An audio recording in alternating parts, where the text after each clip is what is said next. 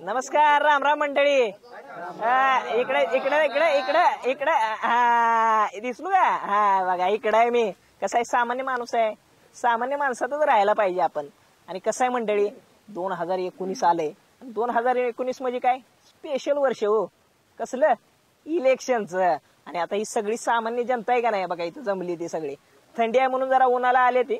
ही सगळी सामान्य जनता आता मतदार राजा होणार आहे.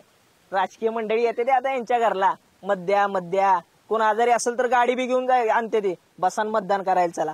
पण कसं आहे मंडळी, आता इलेक्शन येते त्यामुळे सामान्य माणसांना काय प्रश्न पडल्यात आणि सामान्य माणसाचे प्रश्न जाणून घ्यायला साम टीव्हीनं मला पाठवले का नाही. तर मग या सामान्य माणसामध्ये हा कॉमन मॅन म्हणजे हा सामान्य माणूस आता जाणार आहे आणि त्यांच्याकडनं काय अडीअडचणी जाणून घेणार आहे. पण मला या ठिकाणी सांगा, या ठिकाणी बघा हे बाबा आहेत का नाही, मला एक सांगा बरं, काय सध्या परिस्थिती आहे, कसं काय शेती आहे, पाऊस पाणी झाला का? या वर्षी कम्प्लीट दुष्काळ आहे. बर, रब्बी गेलं, खरीप गेलं, आता रब्बी पण गेलं. बरं, या ठिकाणी ही मंडळी येते का नाही खाली बसलेली, ही आपली सगळी शेतकरी मंडळी आहे. त्यांच्याकडे जाऊया. बाबा, मदत मिळाली का शेतीला? मदत मिळाली, बोंडाळी मिळाली, कर्जमाफी झाली आणि सर्वात विशेष आम्हाला मराठ्याला आरक्षण भेटलं पहिली बार. बर, हो, त्याच्यामुळे आम्ही या सरकारचे आभारी आहे. जवळजवळ 60% लोक या योजनेतून या गव्हर्नमेंटनं गाळलेलं आहे. अशा सगळ्या योजना, सामान्य लोकांच्या योजना या सरकारनं गाळायचा प्रयत्न केलेला आहे. या ठिकाणी पीक विमा हा शेतकऱ्यापर्यंत पोहोचत नाही, फक्त कंपन्याचं भलं व्हावं या ठिकाणी अशी योजना राबवली जाते. फक्त कंपन्याचं भलं होण्यासाठी सर्वसाधारण शेतकऱ्यापर्यंत ही योजना पोहोचलेली नाही. जे देण्यासारखं जे जास्तीत जास्त सगळे अनुदान दिले, पीक विमा दिला, मोदी सरकारने सगळं काय नाही दिलं. मोदी सरकारच्या विरोध हे सगळे लोक का करतायत, एक न धड भाराभर चिंध्या अशी परिस्थिती झाली. शेतकऱ्याचं पुरं कंबड मोडलं यांनी काहीच दिलेलं नाही. फक्त यांच्या कागदपत्रावर घोषणा आहे, इथं अंमलबजावणी यांची काही नाही. मुख्यमंत्री माननीय मोदयांनी शेतकऱ्याची कर्जमाफी घोषणा जाहीर केली. 84 लाख शेतकऱ्याला याचा लाभ मिळेल आणि 32,000 कोटीची कर्जमाफी जाहीर केली. वास्तवात तुम्ही आकडेवारी बघा, फक्त 6,000 कोटीची कर्जमाफी आलेली असेल. जे काँग्रेसच्या सरकार 40 वर्षात जे केलं नाही एवढा विकास आता या मोदी सरकारने केलेला आहे. रुपयाची किंमत वाढलेली आहे आता सध्या का कमी झालेली ते सांगा फक्त. आणि जर रुपयाची किंमत जर कमी झालेली असेल तर देशाचा विकास कसा काय होऊ शकतो?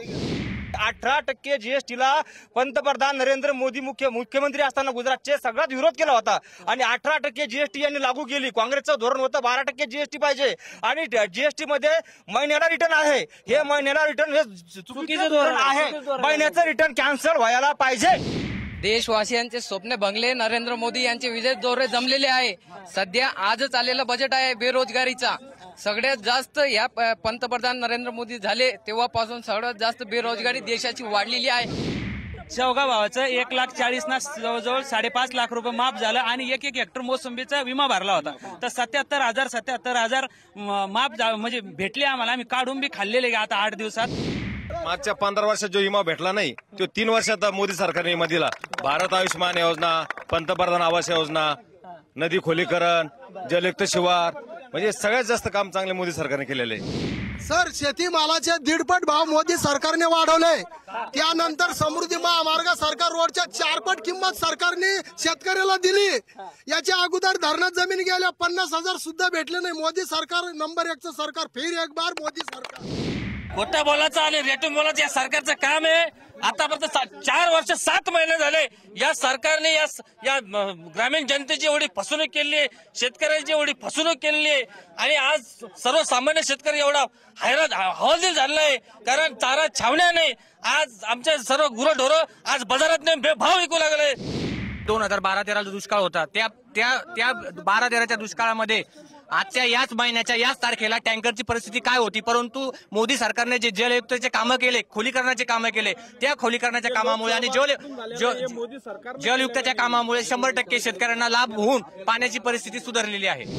6,000 रुपये जर तुम्ही कापसाला भाव दिला, सोयाबीनला जर 4,000 भाव दिला, तुरीला जर 5,000 दिला, तर मला सांगा या महाराष्ट्रामध्ये एका तरी शेतकऱ्याला 6,000 रुपये भाव मिळाला का? स्वामीनाथन आयोग आणि स्वामीनाथन आयोग जर लागू केला असेल तर त्याचे खरेदी केंद्र दाखवा कुठे आहे? मोदी सरकार येऊन 4.5 वर्ष झाले.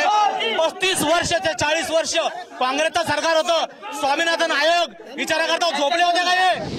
मंडळी या ठिकाणी का नाही जनतेने आपापले प्रश्न आहे का नाही सामान्य जनतेने प्रश्न मांडले ते काय त्यांना प्रश्नांची उत्तर बी मिळाले ते सरकारकडनं. बरं मंडळी आता का नाही मी तुमच्या गावात येणार आहे तुमच्याकडनं जाणून घेणार आहे तुमचे प्रश्न काय आहेत तुमच्या अडी अडचणी काय आहेत कारण मी सामान्य माणूस आहे. सामान्य माणसाला सामान्य माणसाची जाण असते हो. चला आलोच तुमच्या गावात मी.